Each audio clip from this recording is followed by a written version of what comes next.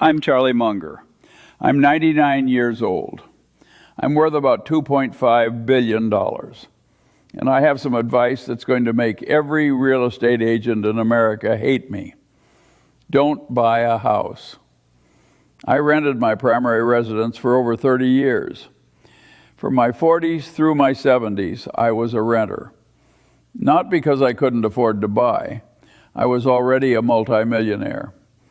I rented because the math told me to rent. And while my neighbors were signing 30-year mortgages, hemorrhaging money on property taxes and maintenance, and convincing themselves they were building equity, I was taking that same money, investing it in businesses, and watching it compound at 15 to 20% per year. Let me give you a number that might shock you. The average American who buys a $400,000 house today will pay approximately $1.2 million for that house over 30 years when you factor in mortgage interest, property taxes, insurance, maintenance, and opportunity cost. $1.2 million for a house that will be worth maybe $600,000 in real inflation-adjusted dollars 3 decades from now. You want to know what that same $1.2 million becomes if you invest it instead? At a conservative 10% annual return, $1.2 million invested over 30 years becomes $21 million. One choice gives you a house. The other choice gives you $21 million in financial freedom. And yet every financial guru, every parent, every well-meaning friend tells you the same thing. Buy a house. It's the American dream. You're throwing money away on rent. They're wrong. And I'm going to prove it to you today using math, not emotion. Because real estate is the biggest financial decision most people make, and most people make it completely wrong. Let's start with the obvious question. If you ask someone, how much does a $400,000 house cost? They'll say $400,000. Wrong. Dead wrong. Let me show you what a $400,000 house actually costs. And I'm going to be conservative with these numbers. Reality is usually worse. First, the down payment. Most people put down 20%, which is $80,000. That's $80,000 you no longer have to invest. We'll come back to that. Now you finance $320,000 at, let's say, 7% interest for 30 years. Your monthly payment is $2,129. Over 30 years, you'll pay $766,440 in total payments. That's $446,440 in interest alone.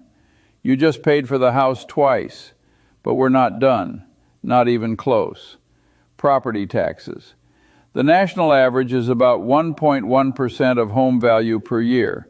On a $400,000 house, that's $4,400 per year.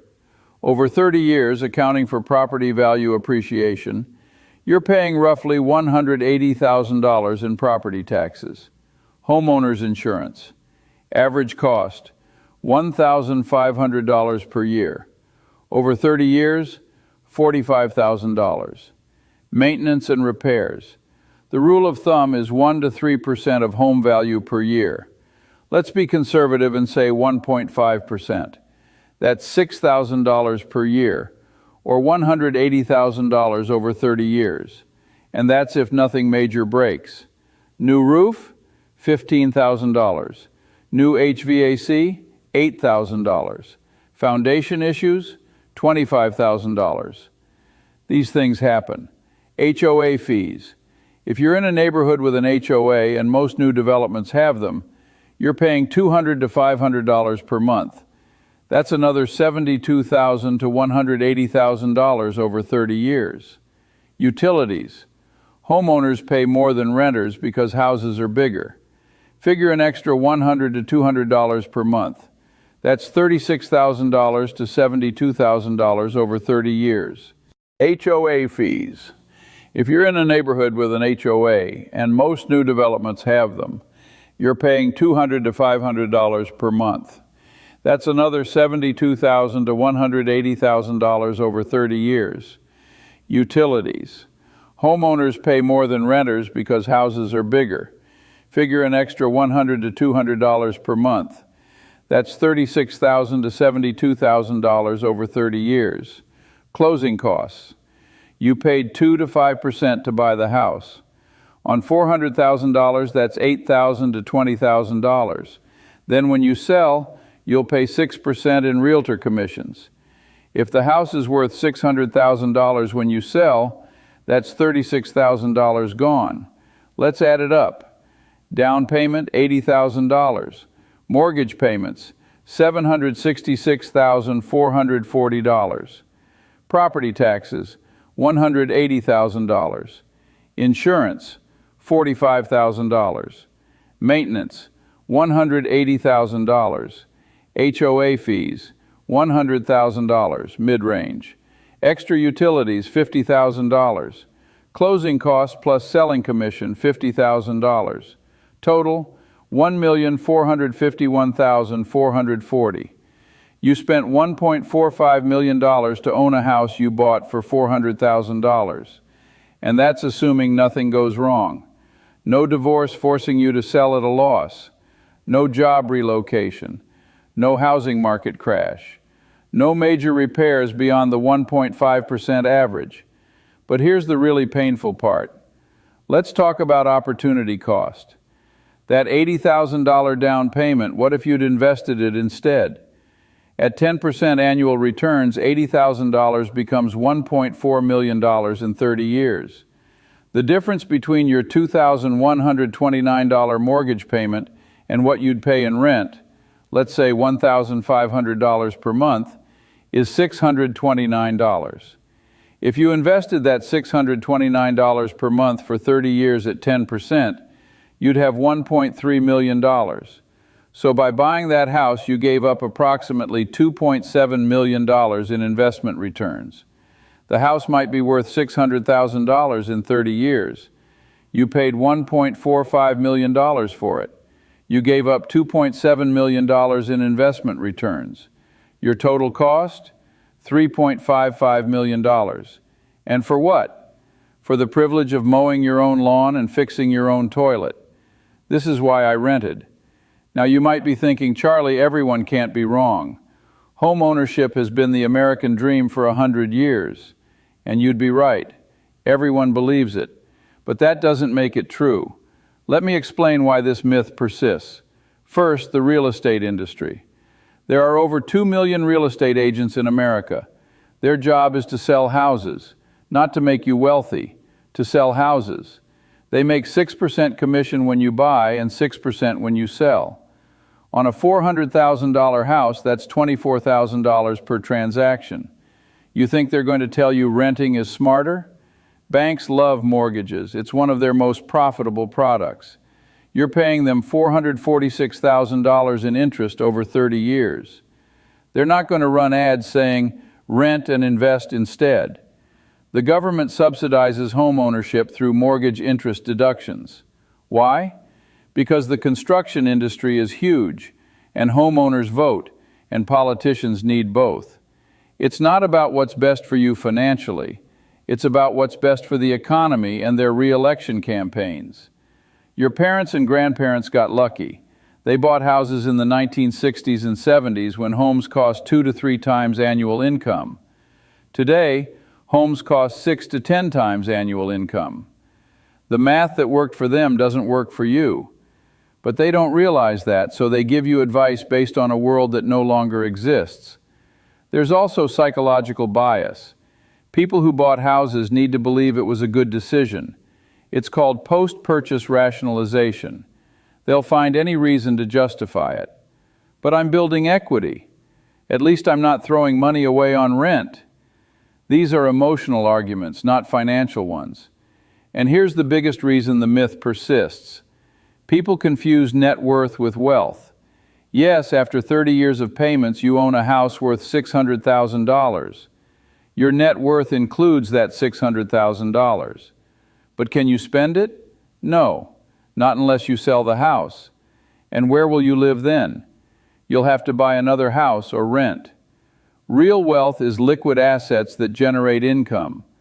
A paid-off house generates zero income unless you rent it out. It just sits there, costing you property taxes and maintenance. It's not an investment. It's an expense you finished paying for.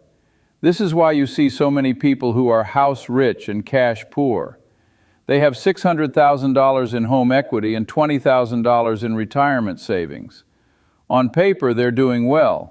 In reality, they can't afford to retire because their wealth is trapped in an illiquid asset. Now, I'm not saying you should never buy a house. I'm saying most people buy for the wrong reasons at the wrong time. There are situations where buying makes sense. Let me tell you when. Situation 1. You're going to live in the same place for at least 10 to 15 years. If you know with certainty that you'll be in the same city, same neighborhood, same house for 15 plus years, buying might make sense.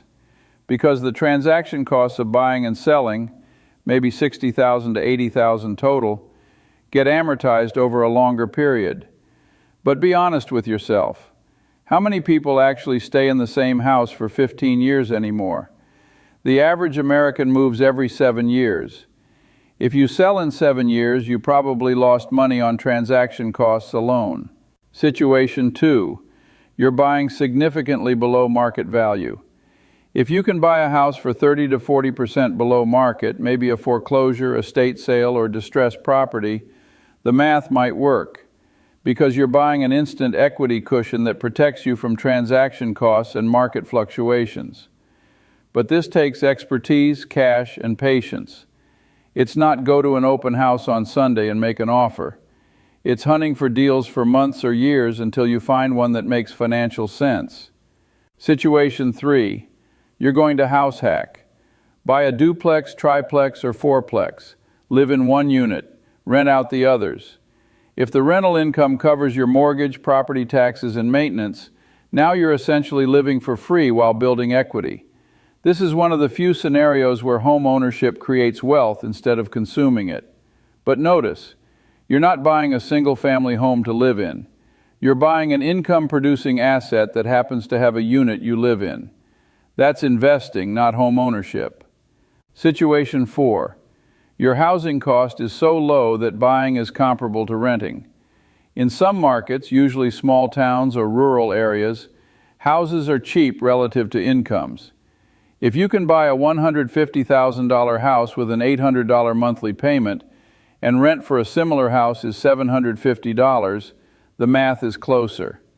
You're not giving up much in opportunity cost. But in most American cities today, houses cost 6 to 10 times median income. That's when renting and investing becomes financially superior. Situation 5. You've already achieved financial independence. Once you have $2 to $3 million invested and you're financially free, buying a house with cash is fine. You're not giving up growth opportunities because you've already won the game. At that point, buy whatever house makes you happy. It's consumption, not investment, but you can afford to consume. But if you're still building wealth, if you're under 50 and don't have 7 figures invested, buying a house is probably the biggest obstacle to reaching financial independence. Here's the question you need to ask yourself. Do I want to own a house, or do I want to be wealthy? Because for most people under age 50, in most markets you have to choose one. The math doesn't allow both. If you choose the house, you'll spend your prime earning and investing years making mortgage payments, paying property taxes, and fixing broken appliances. You'll reach 65 with a paid-off house worth $600,000 and maybe $100,000 in retirement savings. You'll be house rich and cash poor, and you'll have to work until you're 70 because you can't afford to retire. If you choose wealth, you'll rent modestly, invest aggressively, and reach 65 with $3 to $4 million in liquid assets generating $120,000 to $160,000 per year in passive income. You can retire at 55 if you want. You can travel. You can buy a house with cash if you still want one. You have options. One path leads to a house. The other path leads to freedom. Most people choose the house because they've been told it's the smart choice. It's not. It's the expensive choice that everyone mistakes for the smart choice. So if you're not buying a traditional house, what should you do? Let me give you some alternatives. Alternative 1, rent and invest aggressively. This is what I did. Rent a place that's 30 to 50% cheaper than a mortgage payment would be. Take the down payment you didn't spend, plus the monthly savings, plus the maintenance savings, and invest all of it. Aim for $500 to $1,000 per month invested minimum. At $750 per month invested at 10% returns, you'll have $1.7 million in 30 years. That's more wealth than 95% of homeowners will ever have. Alternative 2, house hacking with a multi-unit property. Buy a duplex, triplex, or fourplex with an FHA loan, 3.5% down. Live in one unit, rent out the others. If you do it right, the rental income covers your mortgage and expenses. You're living for free while building equity. After a year, you can move out. Rent your unit too, and the property should be cash flow positive. Then do it again. Buy another multi-unit.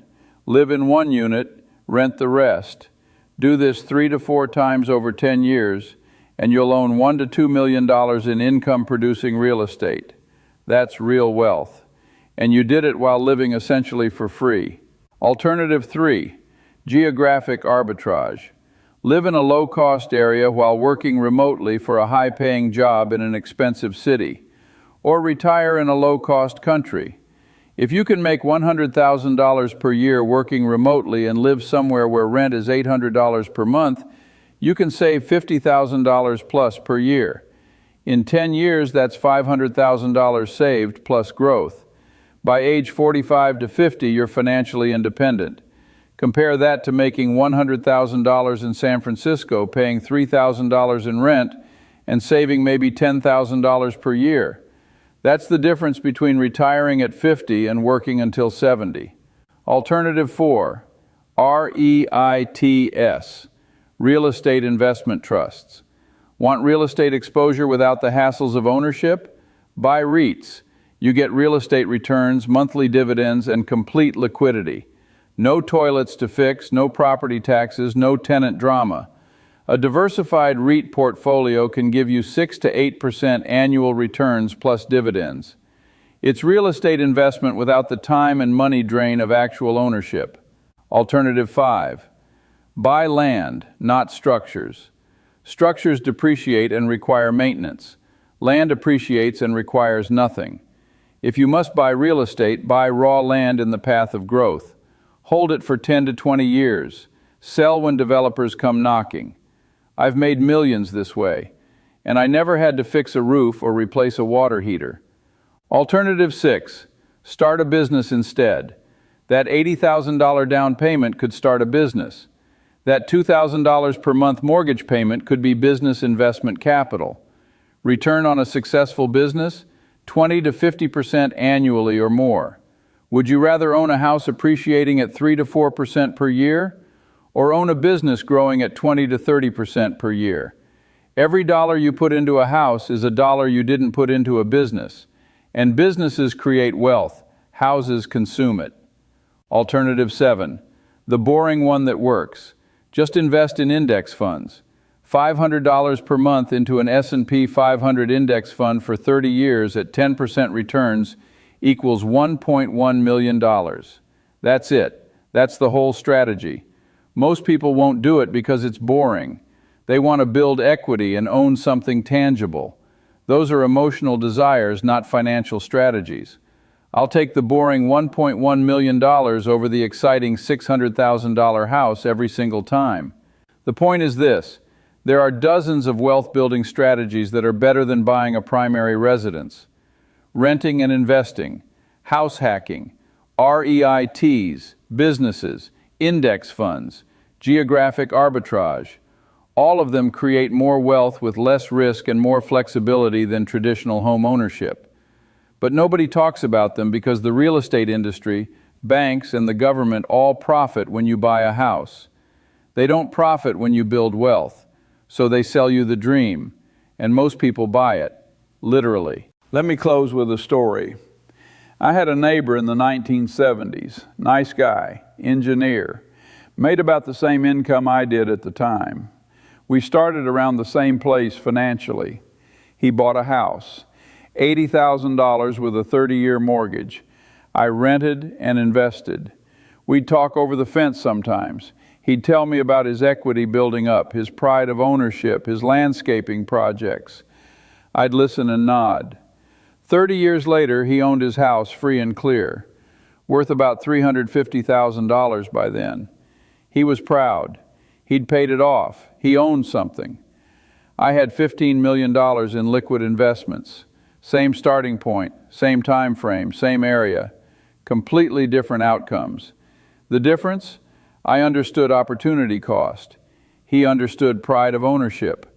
Here's the thing nobody wants to hear. Home ownership is consumption disguised as investment. You're not investing. You're buying a very expensive place to live and convincing yourself it's a smart financial move. It's not. It's an emotional move. And that's fine if you understand that's what you're doing.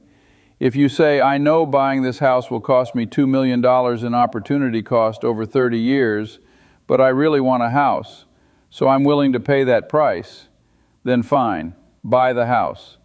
At least you're making an informed decision. But most people don't know. They genuinely believe buying a house is building wealth. It's not. It's consuming wealth.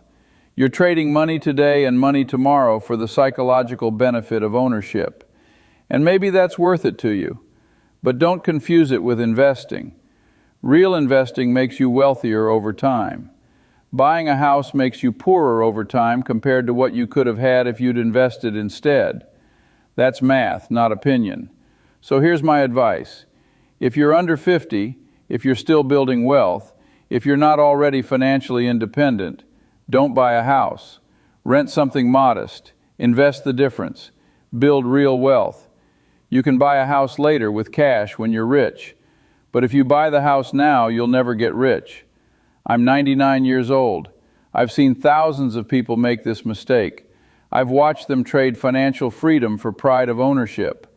I've watched them work into their 70s because they spent their wealth-building years paying for a house instead of building investments. Don't be them. Rent, invest, build wealth. Buy the house later if you still want it. But whatever you do, stop believing the lie that home ownership creates wealth. It doesn't. It destroys wealth. The real estate industry just convinced everyone otherwise. Now you know better. What you do with that knowledge is up to you.